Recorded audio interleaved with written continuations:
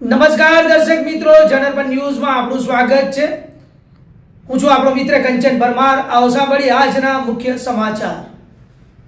પરશુરામ જયંતિ નિમિત્તે વડોદરા શહેરના વાઘોડિયા રોડથી નીકળેલ શોભાયાત્રા દરમિયાન મેમન કોલોની, વામનપુરા, પાણીગેટ સહિત વિવિધ સ્થળોએ મુસ્લિમ સમાજના અગ્રણીઓ દ્વારા ધારાસભ્ય શૈલેષભાઈ સોટાને ફુલહાર પહેરાવીને તેમનું સ્વાગત કરવામાં આવ્યું હતું। આ પ્રસંગે મુસ્લિમ સમાજના આગેવાનો અને યુવાનો દ્વારા પરશુરામ જયંતિની શોભાયાત્રાની ઉજવણીમાં જોડાયેલા હિન્દુ ભાઈ બહેનોને ઠંડા પાણીની બોટલો આપવામાં આવી હતી। આ કાર્યક્રમો દ્વારા શહેરમાં એકતા, ભાઈચારો અને સામાજિક સૌહાર્દનો અનોખો સંદેશો આપવાનો પ્રયત્ન કરવામાં આવ્યો હતો અને મુસ્લિમ સમાજના પ્રતિનિધિઓએ જણાવ્યું હતું કે આવા તહેવારો આપણને એકબીજાની ભાવનાઓને સમજવા અને પ્રેમ સૌહાર્દ વધારવા માટેનો અવસર આપે છે।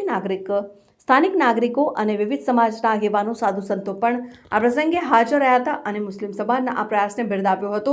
તેઓએ જણાવ્યું કે આવા કાર્યક્રમો સમાજમાં શાંતિ અને એકતાને મજબૂત બનાવે છે। આ રીતે પરશુરામ જયંતિ નિમિત્તે શહેરમાં હિન્દુ મુસ્લિમ એકતાનું સુંદર દ્રશ્ય જોવા મળ્યું હતું, જે સૌ માટે પ્રેરણાદાયી બન્યું હતું।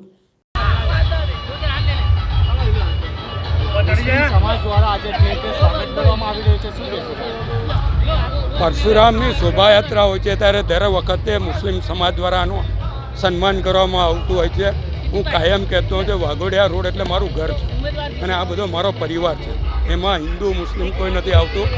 આ બધા મારી જોડે 1987થી જોડાયેલા છે। બાબુ વકીલ હોય કે ઇસ્માઇલભાઈ હોય કે મુર્તુજા હોય, 1987થી મારી જોડે જોડાયેલા છે અને આ સુલતાના તો અમારા સામે નાનાથી મોટી થઈ છે અને આ લોકો, હું કોઈ પણ પક્ષમાં હોય, કોઈ પણ ઠેકાણે હોય, આ બધા જ મારી જોડે કયા મડીખમ ઊભા રહે। પોલીસ પ્રશાસનનો સાથ સહકાર પણ ખૂબ જ સુંદર છે અને આ યાત્રા એ ભાઈચારા, એકતા અને સંસ્કારી નગરીની સંસ્કારિતા બતાવે છે।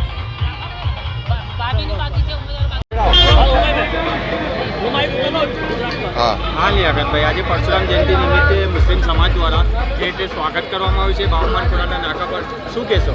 અમે હર વર્ષે પરશુરામ જયંતિનું સ્વાગત કરીએ છીએ। મોટી સંખ્યામાં મુસલમાન ભાઈઓ બહેનો ઉભા રહીએ છીએ અને ભાઈચારાનો સંદેશ આપીએ છીએ અને અમારા 52 યંગ સર્કલ તરફથી આ કરવામાં આવે છે હર વર્ષે। કેટલા વર્ષથી કરો છો? જ્યારથી શરૂ થયું છે ને અમને આગેવાન અહીંયા બધાને મળીને કરીએ છીએ બધા ને છોકરાઓ યંગ।